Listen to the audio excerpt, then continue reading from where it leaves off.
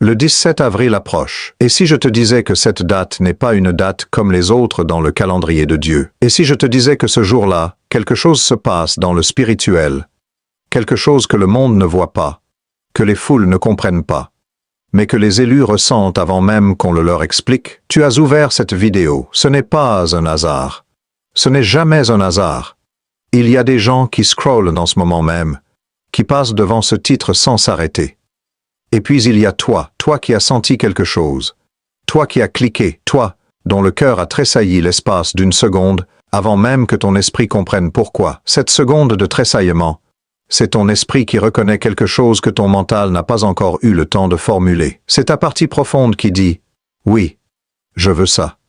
J'ai besoin de ça. » C'est la voix du Seigneur qui frappe à la porte de ton âme à travers un titre, à travers une image, à travers une sensation fugace que tu aurais pu ignorer, mais que tu as choisi d'écouter. C'est parce que tu n'es pas comme tout le monde. Tu le sais, tu l'as toujours su. Il y a en toi une profondeur que les autres ne voient pas. Un appel que tu entends depuis longtemps, souvent la nuit, souvent dans le silence, souvent quand tout le monde fait quelque chose, et toi tu regardes par la fenêtre en te demandant si la vie est vraiment là. Tu as toujours eu l'impression qu'il y avait quelque chose de plus. Quelque chose au-delà de la surface, quelque chose que la routine normale de l'existence n'arrive pas à combler. Et tu as raison, il y a quelque chose de plus. Et ce quelque chose s'appelle ta destinée. Tu es différent, tu es choisi. Et le 17 avril, Dieu veut te parler directement. Mais avant d'aller plus loin, si tu es nouveau ici, abonne-toi maintenant. Cette chaîne a été créée pour ceux qui cherchent plus que la surface, pour ceux qui ont soif d'une relation profonde avec Dieu. Pas juste d'une religion. Si tu te reconnais dans ces mots, ta place est ici. Clique sur la cloche. Chaque vidéo est une invitation. Et tu ne veux pas en manquer une seule. Cet espace a été créé pour toi. Pour ceux qui se sentent différents, à part, incompris, et pourtant profondément attirés par quelqu'un qui les connaît mieux qu'ils ne se connaissent eux-mêmes. Maintenant revenons.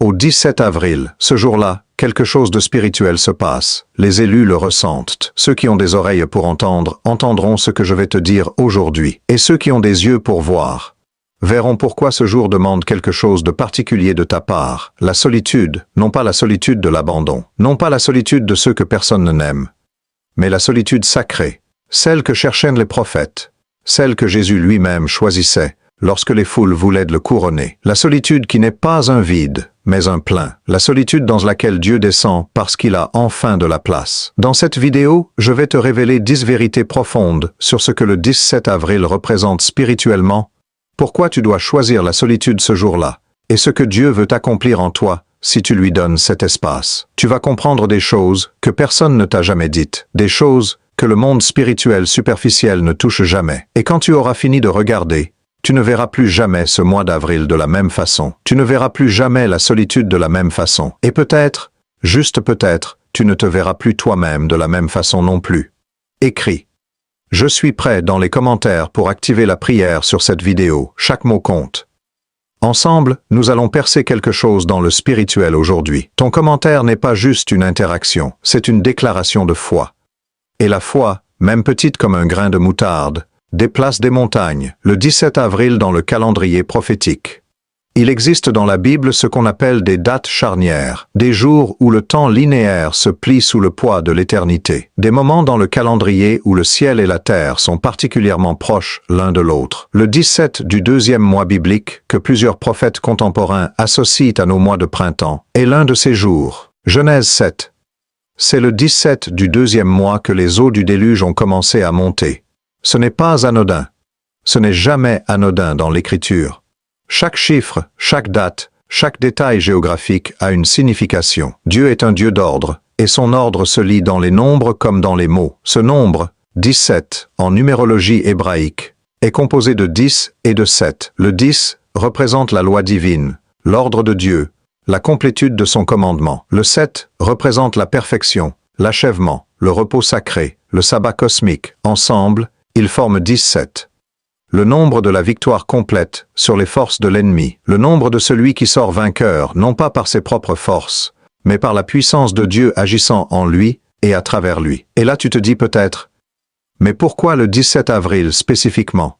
Je vais te répondre avec franchise, et avec la révélation que l'Esprit m'a donnée. Le 17 avril de cette année tombe dans une fenêtre calendrique que je ne peux pas te décrire sans que tu comprennes d'abord ce qu'est une fenêtre prophétique. Une fenêtre prophétique, ce n'est pas une superstition, ce n'est pas de l'astrologie, ce n'est pas du mysticisme New Age, ce n'est pas une tentative de divination ou de manipulation spirituelle. C'est simplement la reconnaissance que Dieu, qui est le même hier, aujourd'hui et éternellement, a des rythmes, il a des saisons, comme les marées, comme les moissons, comme les migrations d'oiseaux. Il y a dans le calendrier de Dieu des moments où le voile entre le visible et l'invisible est particulièrement fin, des moments où la prière perce plus facilement, des moments où les révélations descendent avec plus d'abondance, des moments où des changements spirituels profonds peuvent s'opérer en une journée que d'autres mois n'arrivent pas à produire. Le 17 avril est l'un de ces moments. Plusieurs hommes et femmes de Dieu à travers le monde, sans se concerter, sans se connaître, sur des continents différents et dans des cultures différentes, ont reçu des révélations autour de cette date cette année. Des rêves de transformation, des visions de rupture avec le passé, des paroles prophétiques sur la fin d'une saison de stagnation et le début d'une élévation spirituelle pour ceux qui se préparent et qui se positionnent correctement. Ces témoignages convergent, ces révélations s'accordent, et elles pointent toutes vers la même chose. Une invitation à la solitude sacrée le 17 avril. Est-ce que tout le monde vivra cela? Non. Ceux qui passeront ce jour-là à regarder des séries, à traîner sur les réseaux sociaux, à combler leur vide intérieur avec du bruit et du divertissement. Ils laisseront passer la fenêtre. Elle se fermera au coucher du soleil, et ils ne sauront jamais ce qu'ils ont manqué. Pas parce que Dieu les punira, pas parce qu'il cessera de les aimer, mais parce que les cadeaux que Dieu prépare pour ses enfants ne s'envoient pas par la poste. Ils se reçoivent en présence, mais toi, tu n'es pas là par hasard. Tu es là parce que ton esprit est en alerte. Parce que quelque chose en toi reconnaît la voix de Dieu même, quand elle ne lui parle pas encore directement. Tu es là parce que tu es élu. Tape 17 dans les commentaires si cette section a touché quelque chose en toi. Ce n'est pas une formalité. C'est une déclaration spirituelle. Tu dis à l'univers, « Je suis présent. Je suis conscient, je suis disponible, et Dieu voit cela. Le fait que cette date te parle, que ce titre t'ait arrêté dans ton scroll, que tu aies choisi de rester là à regarder plutôt que de passer à autre chose, tout cela fait partie d'un plan plus grand que toi. Un plan qui a été écrit avant ta naissance. Un plan que le 17 avril de cette année est destiné à révéler, à activer, à mettre en mouvement. Mais pour que ce plan se révèle, il faut quelque chose. Il faut une posture. Il faut une décision. Il faut que tu dises oui à ce que Dieu prépare. Et cette décision a un nom, la solitude. Pourquoi la solitude est une arme spirituelle? Le monde t'a menti sur la solitude. Le monde t'a dit que la solitude est un symptôme, un problème à résoudre, un vide à combler de toute urgence. Le monde t'a dit que si tu es seul, c'est que quelque chose ne va pas, que tu dois sortir, socialiser, te distraire, être entouré. Et si tu ne peux pas l'être, au moins avoir l'apparence de l'être sur les réseaux sociaux. Le monde t'a dit que la solitude est une honte, que c'est un aveu de faiblesse, d'échec social, de manque d'amis ou de valeurs. C'est l'un des plus grands mensonges que l'ennemi ait jamais propagé dans notre culture. Parce que la solitude, la vraie, la choisie, la sacrée, la délibérée, est l'une des armes les plus puissantes dans l'arsenal du croyant. Élie était seul sous le genévrier quand Dieu lui a envoyé un ange pour le nourrir, pas dans une assemblée.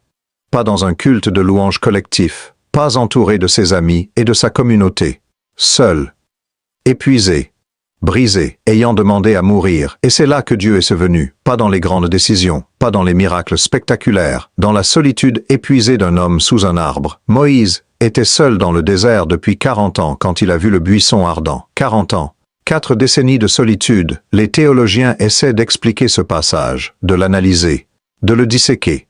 Mais voici ce que l'Esprit m'a montré. Dieu attendait que Moïse soit suffisamment vidé du bruit de l'Égypte, de sa gloire passée, de ses ambitions de jeunesse, de ses propres plans pour délivrer son peuple, pour entendre la fréquence divine. Et quand Moïse a été suffisamment seul, suffisamment silencieux, suffisamment vide de lui-même, le feu est apparu sur le buisson et la voix a parlé. Jésus, le Fils de Dieu lui-même, avant de commencer son ministère public, est allé seul dans le désert pendant 40 jours et 40 nuits. Avant les miracles, avant les foules, avant le sermon sur la montagne, avant la scène, avant la croix, il y avait d'abord le désert, il y avait d'abord la solitude, Il y avait d'abord le face-à-face avec le Père loin des regards humains. Ce n'est pas une coïncidence, c'est un modèle que Dieu a tracé à travers toute l'histoire sainte. Dieu prépare ses élus dans la solitude, parce que la solitude fait quelque chose que rien d'autre ne peut faire. Elle révèle ce qui est vraiment là. Quand tu es entouré de bruit, de gens, de notifications, de responsabilités, d'attentes, tu ne peux pas entendre ta vraie voix. Tu ne peux pas distinguer tes propres pensées des pensées de l'ennemi. Tu ne peux pas séparer la voix de Dieu de la voix du monde. Tout se mélange, tout se brouille, tout semble également urgent et également important. Et dans ce brouillard, tu avances à tâtons, en espérant que les décisions que tu prends sont les bonnes. Mais dans la solitude, tout devient clair. La solitude est un filtre spirituel extraordinairement puissant. Elle laisse passer la vérité et retient le mensonge. Elle laisse passer la paix profonde et retient l'anxiété de surface. Elle laisse passer la voix de Dieu et étouffe progressivement la voix de l'accusateur. Dans la solitude, tu te retrouves face à toi-même et face à Dieu. Et il n'y a nulle part où se cacher, nulle part où faire semblant, nulle part où performer. C'est là que la transformation réelle commence. Le 17 avril, si tu choisis la solitude, voici ce qui va se passer concrètement. Les premières heures seront inconfortables. Ton corps va chercher son téléphone de manière compulsive. Ton esprit va générer du bruit intérieur. Des pensées de culpabilité vont venir. Tu aurais dû appeler quelqu'un. Tu aurais dû être là pour un tel. Tu perds ton temps. Tu es égoïste. Ce sont des mensonges précis et ciblés que l'ennemi envoie précisément parce qu'il sait ce qui t'attend de l'autre côté de l'inconfort. Tiens encore. Reste dans l'inconfort. Parce que de l'autre côté de l'inconfort, il y a la présence. Et dans la présence de Dieu, il y a tout ce dont tu as besoin et tout ce que tu as cherché depuis si longtemps. Écris. Je choisis la solitude dans les commentaires. Ce n'est pas une déclaration anodine. C'est une posture spirituelle. C'est toi qui dis à Dieu. Je te fais de la place. Je me vide pour que tu remplisses. Je sors du bruit pour entrer dans ta présence. Le profil de l'élu. Comment savoir si c'est toi? Il y a une question que je vois dans le cœur de beaucoup de ceux qui regardent cette vidéo en ce moment. Une question que vous n'osez parfois pas formuler à voix haute, parce qu'elle vous semble présomptueuse, parce que le monde t'a appris à ne pas te croire spécial, à ne pas te sentir choisi, à rester modeste et à te méfier de quiconque parle d'élection. La question, c'est celle-ci. Est-ce que je suis vraiment élu? Je veux te répondre aujourd'hui, pas de façon théologique abstraite, pas de façon académique, mais de façon concrète, personnelle, profonde, de la façon dont l'Esprit me l'a enseigné. L'élu ne se reconnaît pas nécessairement à sa réussite visible, pas à sa joie permanente. D'ailleurs, les élus passent souvent par des vallées profondes, pas à son réseau d'amis chrétiens impressionnants, pas à sa discipline quotidienne parfaite de lecture biblique et de prière, pas à son ministère florissant ou à ses milliers d'abonnés. L'élu se reconnaît à quelque chose de beaucoup plus intime, beaucoup plus subtil et souvent beaucoup plus douloureux. L'élu est celui qui n'a jamais vraiment trouvé sa place dans le monde. Est-ce que tu t'es souvent senti différent sans savoir pourquoi? Pas supérieur, différent, comme si tu portais en toi une fréquence que les autres n'entendent pas. Comme si tu voyais les choses sous un angle que personne d'autre autour de toi ne partage. Est-ce que tu as traversé des amitiés, des groupes, des cercles sociaux, en te disant « c'est bien hic, mais ce n'est pas là que j'appartiens vraiment ». Est-ce que tu as une sensibilité que les autres ne semblent pas partager? Une sensibilité à l'injustice, à la souffrance des autres, aux choses invisibles, aux atmosphères spirituelles, aux non-dits dans les conversations, aux dynamiques cachées dans les situations? Est-ce que tu rêves différemment des autres? Est-ce que tes rêves sont parfois si vivants, si chargés de symboles, si remplis de significations, que tu te réveilles, et tu sais que quelque chose venait de se passer? Quelque chose qui dépasse le simple traitement cérébral de ta journée. Même si tu ne peux pas tout expliquer, même si le sens n'est pas encore clair. Est-ce que tu portes quelque chose en toi que tu ne saurais pas nommer, mais qui ressemble à un appel vers quelque chose de plus grand, vers une mission, vers une raison d'être qui dépasse ton travail, ta famille, ton quotidien normal. Un appel qui te donne parfois une douleur étrange. La douleur de ne pas encore être là où tu sens que tu dois être. Est-ce que tu te sens souvent mal compris? Non pas parce que tu communiques mal, mais parce que ce que tu es, ce que tu vois, ce que tu ressens, cela dépasse ce que la plupart des gens autour de toi sont équipés pour comprendre, et cette incompréhension, au lieu de te convaincre que tu te trompes, te donne plutôt l'étrange certitude que tu ne te trompes pas. Tu es juste en avance, si tu as répondu oui à ces questions, même à une seule. Alors tu dois entendre ce que je vais te dire maintenant avec toute la conviction de mon âme. Tu es vu, tu es connu, tu es choisi. Pas par moi, par celui qui t'a formé, avant que tu sois formé, dans le ventre de ta mère. Par celui qui a compté chacun de tes cheveux, et chacune de tes larmes, et gardé chacune d'elles, dans une fiole de souvenirs, par celui qui a permis exactement les épreuves que tu as traversées, non pas pour te briser, non pas par punition, non pas par indifférence, mais pour te former, pour te façonner, pour faire de toi ce que tu ne pourrais pas être autrement. L'élu passe par le feu. C'est inévitable. C'est universel dans l'histoire sainte. C'est indispensable, parce que l'or ne se purifie pas dans le confort. L'or se purifie dans le feu. Et si tu as traversé des feux dans ta vie, des trahisons qui t'ont brisé, des portes et des pertes qui t'ont laissé sans voix, des saisons de désert où le ciel semblait de métal, des moments où tu te demandais si Dieu t'avait oublié ou abandonné. Sache que ces feux n'étaient pas une punition. Ils étaient une préparation. Le 17 avril marque pour beaucoup d'élus la fin d'une saison de feu et le début d'une saison de manifestation. Tape, c'est pour moi dans les commentaires. La foi dit oui avant de tout comprendre, ce que les distractions volent aux élus. Parle-moi d'une journée normale dans ta vie. Tu te lèves. Avant même que tes pieds touchent le sol, ta main cherche ton téléphone. C'est un réflexe maintenant, presque physique, presque compulsif. Les notifications t'accueillent. Comme un portier de mauvaise humeur, les nouvelles du monde t'envahissent. Les messages non lus te donnent déjà une liste mentale de choses à traiter, de personnes à répondre, de situations à gérer. Et en l'espace de 10 minutes, avant même d'avoir bu un café, avant même d'avoir prononcé un seul mot à voix haute, tu es déjà perdu dans le bruit du monde. Ton esprit appartient déjà aux autres. Puis, la journée continue. Le travail avec ses urgences et ses priorités fluctuantes. Les responsabilités qui s'accumulent, les attentes de l'entourage professionnel et personnel, les meetings, les trajets, les repas pris trop vite, et le soir vient enfin, et tu es épuisé. Trop épuisé pour prier vraiment, trop épuisé pour lire la parole avec attention, trop épuisé pour le silence de qualité. Alors tu mets Netflix ou YouTube, ou tu scrolles encore par habitude, sans même vraiment regarder ce que tu consommes. Et tu t'endors avec le bruit comme bande-son de ton repos. Et tu te réveilles fatigué, parce que même ton sommeil était peuplé de stimuli. Est-ce que je décris ta vie ou une version de ta vie? Je ne te dis pas ça pour te condamner. Il n'y a pas de condamnation ici. Je te dis ça pour que tu comprennes ce qui se passe spirituellement dans cette boucle, parce que ce que je viens de décrire n'est pas juste une mauvaise hygiène de vie moderne. C'est une tactique de l'ennemi, soigneusement déployée et redoutablement efficace. L'ennemi n'a pas besoin que tu fasses de mauvaises choses pour te neutraliser. Il n'a pas besoin que tu commettes des péchés flagrants. Il ne lui suffit de te garder occupé. Il lui suffit de remplir chaque espace vide de ta vie avec du bruit, du divertissement, des urgences fabriquées, des distractions sans fin, des comparaisons sociales épuisantes. Parce que tant que tu es dans le bruit, constant, incessant, omniprésent, tu ne peux pas entendre Dieu. Et un élu qui n'entend pas Dieu, c'est un élu paralysé, actif peut-être, occupé certainement, mais paralysé dans sa destinée. Pense à ce que les distractions t'ont coûté, pas en termes de productivité ou de temps perdu, en termes purement spirituels.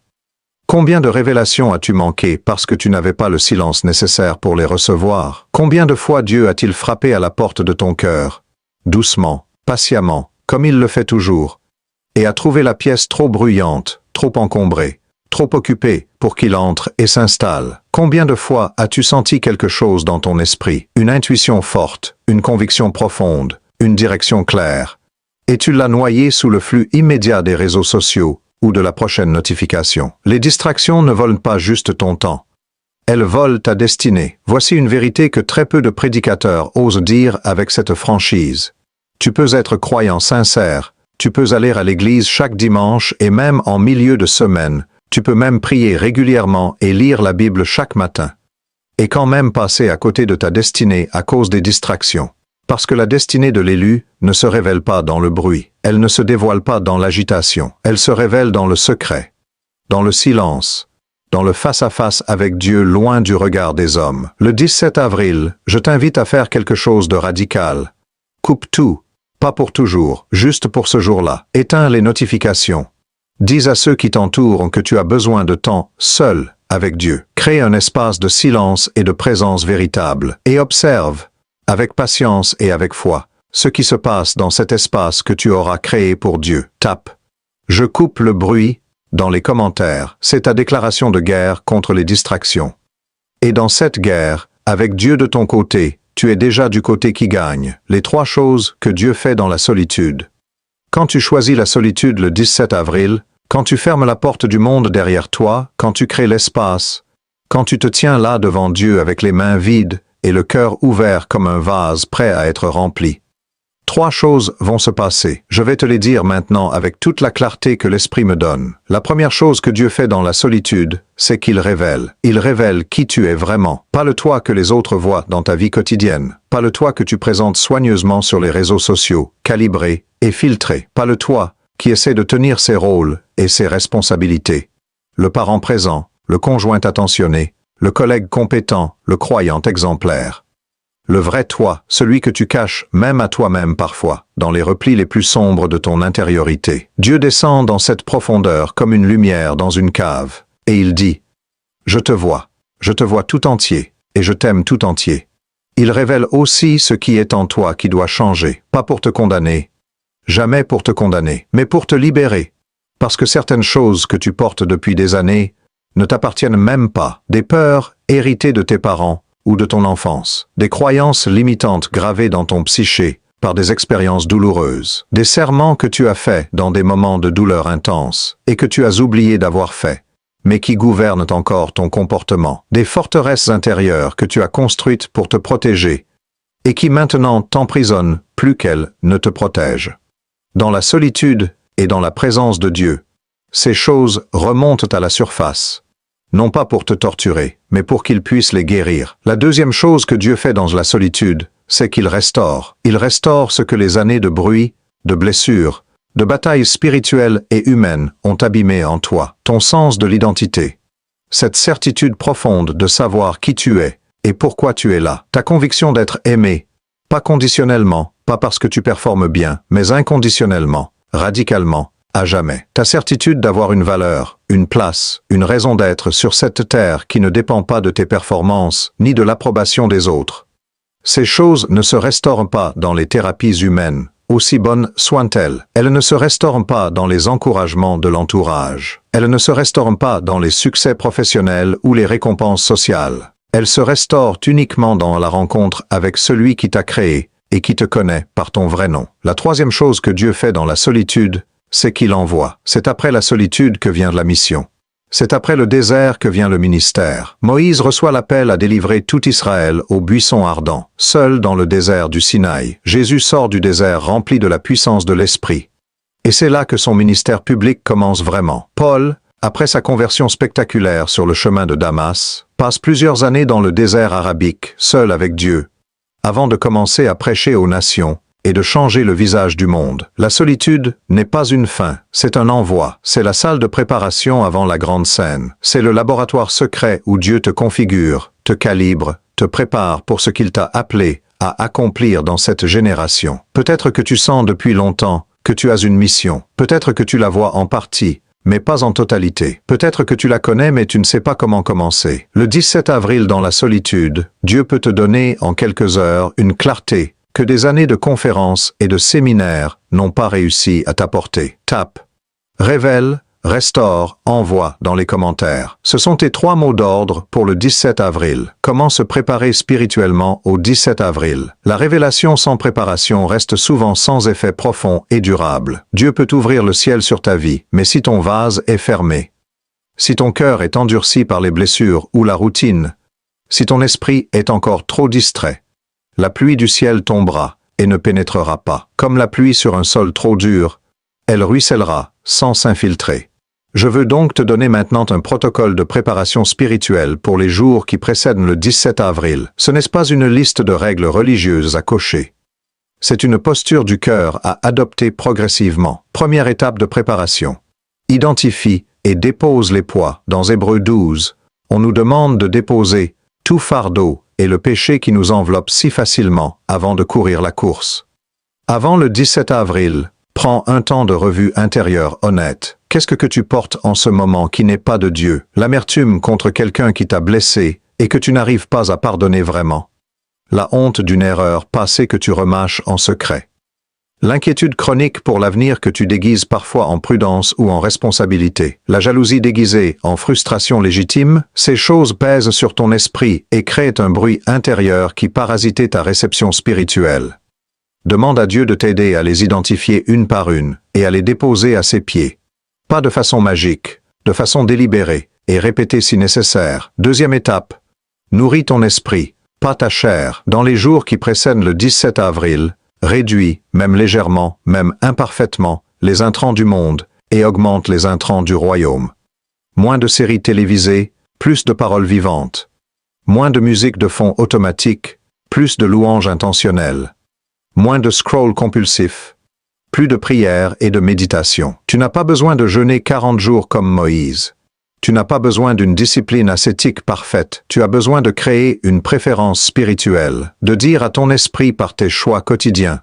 La chose la plus importante pour moi en ce moment, la priorité qui dépasse toutes les priorités, c'est d'entendre Dieu le 17 avril. Troisième étape, formule une intention précise et spécifique. Dieu répond aux demandes précises. La Bible le dit clairement et l'expérience le confirme. Seigneur, bénis-moi est une prière valide mais vague. Seigneur, révèle-moi la prochaine étape de ma destinée le 17 avril dans la solitude est une prière prophétique et ciblée. Seigneur, guéris la blessure de trahison que je porte depuis cette relation qui m'a brisé est une demande précise à laquelle il peut répondre précisément. Avant ce jour, formule une intention. Qu'est-ce que tu veux recevoir? Une direction pour ta vie? Une guérison intérieure profonde? Une confirmation d'appel? Une rencontre personnelle avec sa présence? Formule-le clairement dans ta prière et présente-le à Dieu avec foi. Quatrième étape. Prépare physiquement ton espace. Cela peut sembler trivial, mais c'est spirituellement significatif. Le lieu où tu passes du temps régulier avec Dieu devient chargé de sa présence au fil du temps. Les intercesseurs le savent. Prépare un espace pour le 17 avril, un coin de ta chambre, un endroit dans la nature, peu importe. Un espace propre, calme, sans distraction visuelle ni sonore, peut-être quelques bougies, peut-être ta Bible ouverte, peut-être un carnet pour noter ce que tu reçois. Parce que ce que tu vas recevoir mérite d'être noté et gardé. Elle se restaure uniquement dans la rencontre avec celui qui t'a créé et qui te connaît par ton vrai nom. La troisième chose que Dieu fait dans la solitude, c'est qu'il envoie. C'est après la solitude que vient la mission. C'est après le désert que vient le ministère. Moïse reçoit l'appel à délivrer tout Israël au buisson ardent, seul dans le désert du Sinaï. Jésus sort du désert rempli de la puissance de l'Esprit.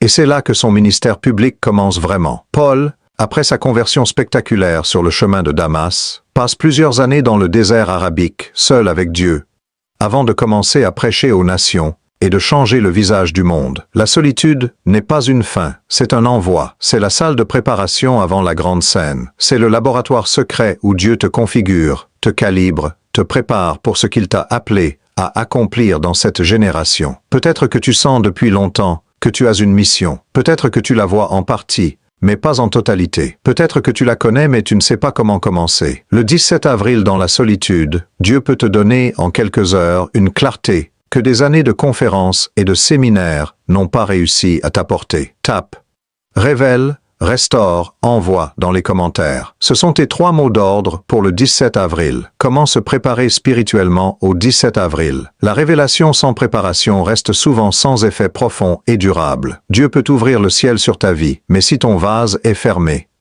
si ton cœur est endurci par les blessures ou la routine, si ton esprit est encore trop distrait, la pluie du ciel tombera et ne pénétrera pas. Comme la pluie sur un sol trop dur, elle ruissellera sans s'infiltrer.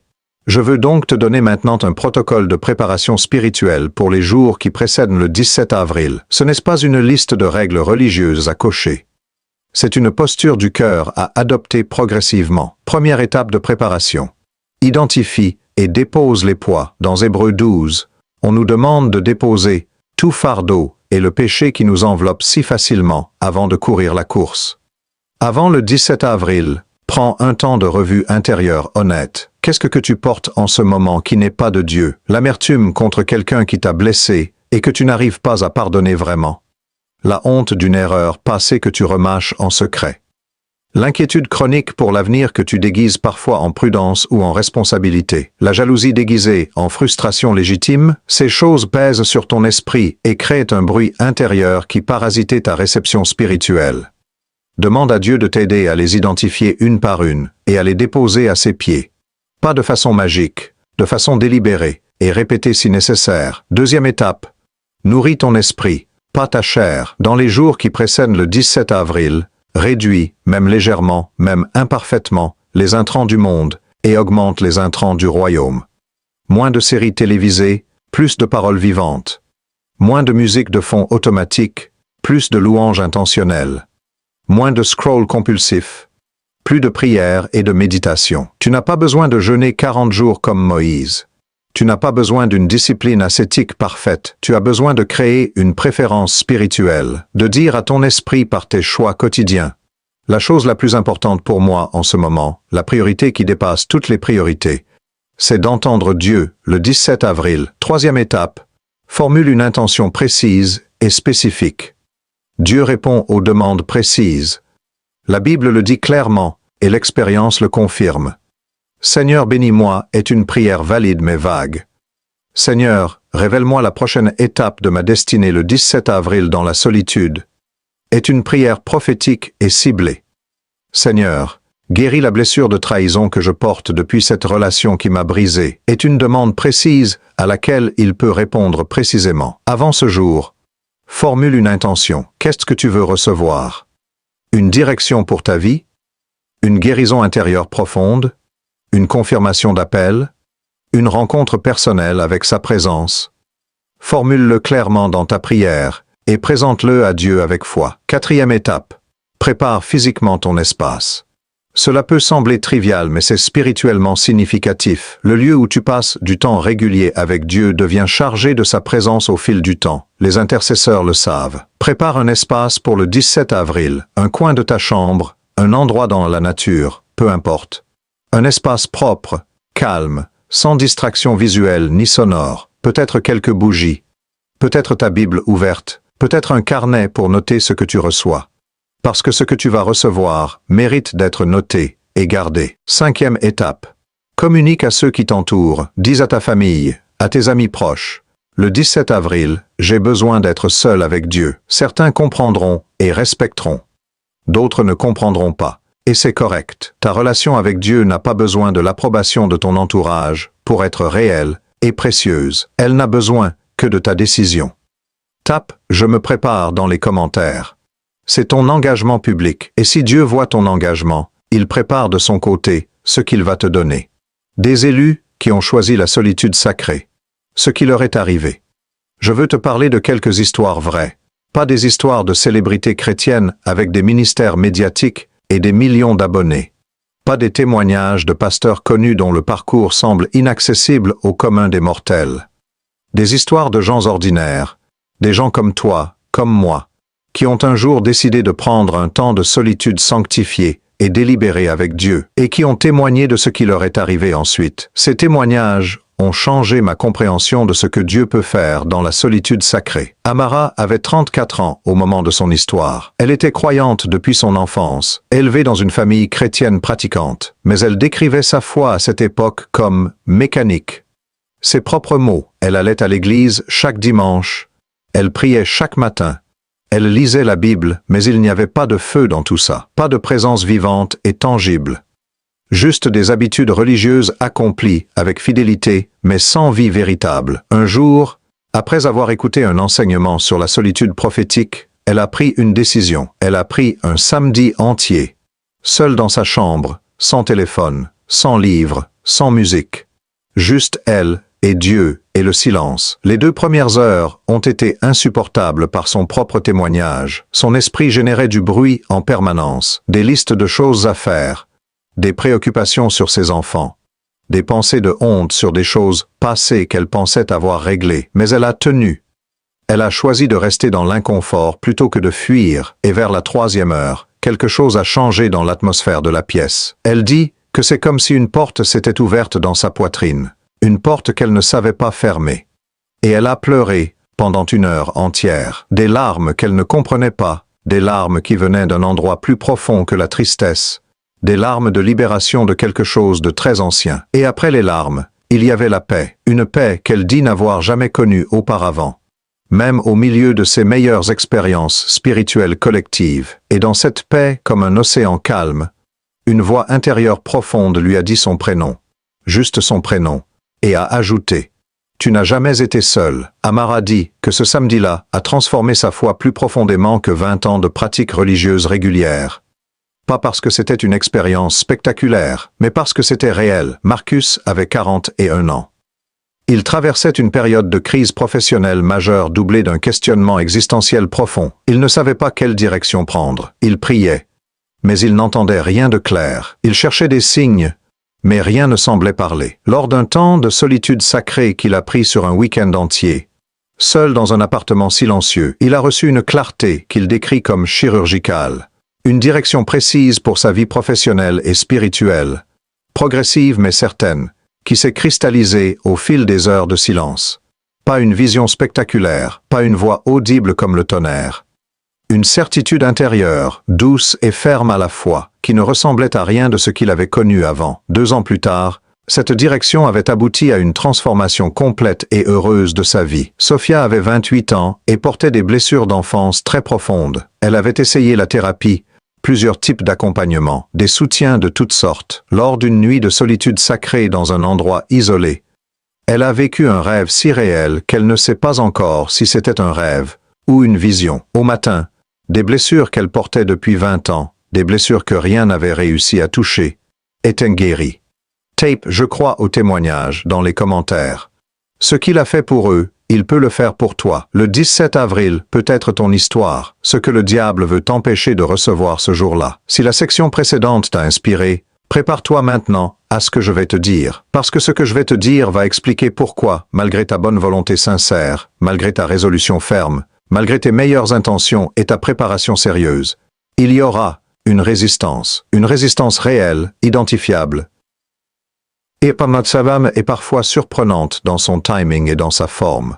L'ennemi n'attaque pas les gens spirituellement insignifiants. Il ne perd pas ses ressources sur ceux qui ne représentent aucune menace pour son royaume. Ce serait inefficace. L'ennemi est méthodique et stratégique. Il attaque ce qui représente un danger pour lui. Si tu ressens dans ta vie une résistance particulière dans ta sphère spirituelle, des obstacles répétés sur le chemin de la prière, des distractions constantes qui surgissent précisément quand tu veux t'approcher de Dieu, des pensées négatives particulièrement violentes dans les moments de louange, prends cela non pas comme un signe de ta faiblesse ou de ton manque de foi, mais comme une confirmation que tu représentes quelque chose de significatif dans le royaume. Le 17 avril, si tu prends la décision de rester seul avec Dieu, voici ce qui va probablement se passer dans les heures qui précèdent ou dans la matinée même.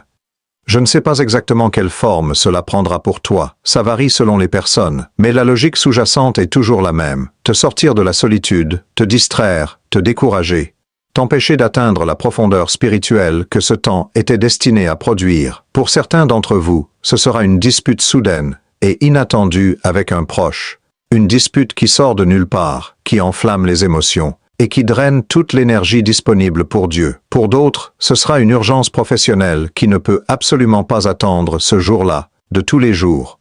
Pour d'autres encore, ce sera une vague de pensées décourageantes particulièrement puissante. À quoi ça sert?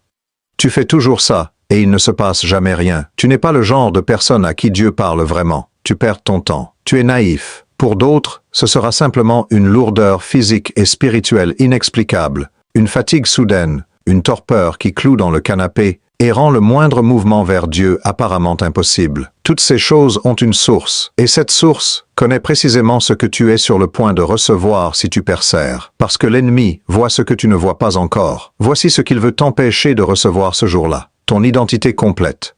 Pas ton identité professionnelle ou sociale. Ton identité spirituelle en tant qu'enfant de Dieu, héritier du royaume, porteur d'une destinée divine, et d'un appel prophétique spécifique à cette génération. Cette identité, quand elle est pleinement reçue et intégrée dans le plus profond de ton être, elle te rend spirituellement inattaquable, elle te donne une stabilité, que les tempêtes de la vie ne peuvent plus ébranler durablement. Elle te donne une paix que l'adversité ne peut pas voler. Elle te donne une certitude de valeur que l'opinion des autres ne peut plus détruire. Et un élu qui sait pleinement qui il est en Dieu, c'est la chose que l'ennemi redoute le plus sur cette terre. Il veut aussi t'empêcher de recevoir ta feuille de route pour la prochaine saison. Le 17 avril peut être le jour où Dieu te donne une direction claire que tu attends peut-être depuis des mois ou des années. Une confirmation pour une décision difficile que tu repousses depuis trop longtemps.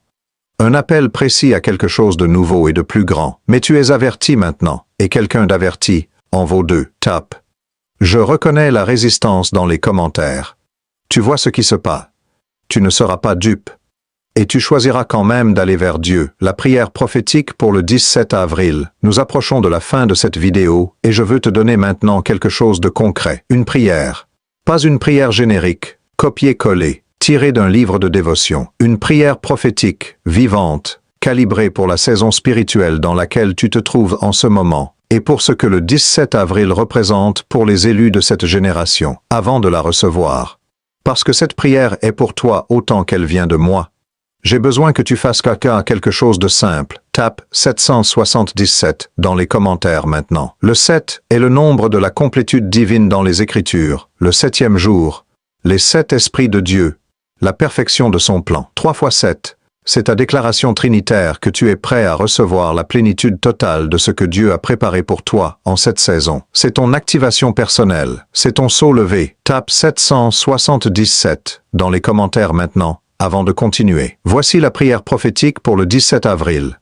Père, je viens devant toi en ce jour avec un cœur qui tremble d'espoir et de foi mêlée. Je suis celui que tu as créé, je suis celle que tu as choisie avant la fondation du monde, avant que le temps commence, avant que je sois capable de te chercher ou de te connaître. Je ne comprends pas encore tout ce que cela signifie, je n'en mesure pas encore toute la profondeur, mais je choisis d'y croire. Contre l'évidence de mes doutes, contre la voix de mes peurs, contre les années où je ne me suis pas senti vu, ni connu, ni choisi. Je choisis de dire oui à l'appel que tu as placé en moi, avant même que je sache l'articuler. Je te demande, Père, de m'accorder le courage de la solitude, le courage réel, pratique, charnel de fermer la porte, sur le bruit du monde, le 17 avril, et de m'asseoir dans ta présence. Le courage de tenir dans l'inconfort des premières heures, quand mon corps cherche ses distractions habituelles. Le courage de rester même, quand rien ne semble se passer en surface.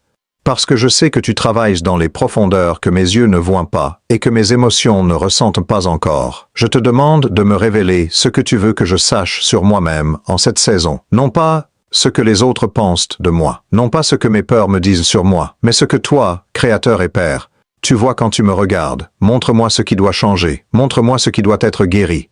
Montre-moi ce que tu veux construire en moi et à travers moi. Je ne suis pas venu pour défendre ma version de moi-même. Je suis venu pour recevoir ta version de moi-même. Je te demande de restaurer ce que les années de combat ont abîmé. Ma joie, ma confiance, ma certitude inébranlable d'être aimé, mon enthousiasme pour ta présence, mon espérance pour l'avenir. Restaure en moi la fraîcheur du premier amour. Cet amour des premiers jours où ta présence était ma joie la plus profonde. Et si je n'ai jamais vraiment connu ce premier amour, révèle-le-moi pour la première fois. Et je te demande, Père, de me donner une direction claire pour la prochaine saison de ma vie. Parle-moi dans le silence du 17 avril. Parle-moi à travers ta parole, à travers ta présence, à travers les impressions douces et fermes de ton esprit. Et donne-moi la foi d'obéir même avant de tout comprendre. Je scelle cette prière par le sang de Jésus-Christ, par la puissance de son nom devant lequel toute résistance s'incline, par la déclaration que je suis ton enfant, ton héritier, ton élu. Amen. Si cette prière a touché quelque chose en toi, une corde profonde, une larme, une chaleur dans la poitrine, tape « Amen » dans les commentaires. Tu n'es pas seul.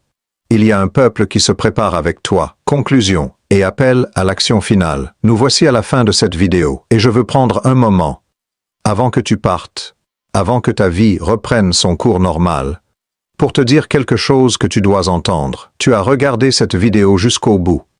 Dans un monde où l'attention moyenne d'un spectateur sur une vidéo YouTube se compte en secondes, dans une culture qui valorise la rapidité et la densité des informations courtes, tu as choisi de rester, de regarder, de recevoir, de t'asseoir dans ce que je te disais et de le laisser entrer. Ce n'est pas une petite chose. C'est une posture spirituelle.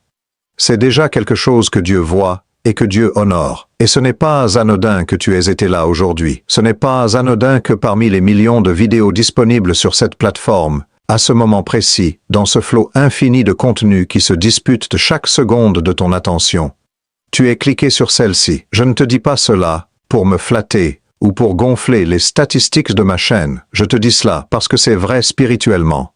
Tu es guidé, même dans tes choix numériques les plus anodins en apparence. La main de Dieu peut se trouver si tu as des yeux pour voir. Voici ce que je veux que tu emportes de cette vidéo dans ta vie concrète. Le 17 avril est une invitation, pas une obligation religieuse à remplir sous peine de punition, pas une règle supplémentaire dans une vie déjà chargée de règles et de contraintes. Une invitation, une fenêtre de grâce ouverte par Dieu dans le calendrier prophétique de cette saison. Et comme toutes les invitations, tu peux l'accepter ou la décliner dans ta pleine liberté. Si tu la déclines, si ce jour-là tu choisis le bruit plutôt que la solitude, le divertissement plutôt que la présence, les autres plutôt que Dieu, il n'y aura pas de condamnation. Aucune. Dieu t'aimera demain exactement autant qu'il t'aime aujourd'hui et qu'il t'aimait hier. Son amour n'est pas conditionné par tes performances spirituelles, mais tu auras manqué quelque chose de spécifique à ce moment-ci. Et les fenêtres de grâce ne sont pas infinies dans le temps. Il y a une saison pour chaque chose. Et cette saison-ci, ce printemps-ci, ce 17 avril précis, c'est ta fenêtre à toi, prends-la.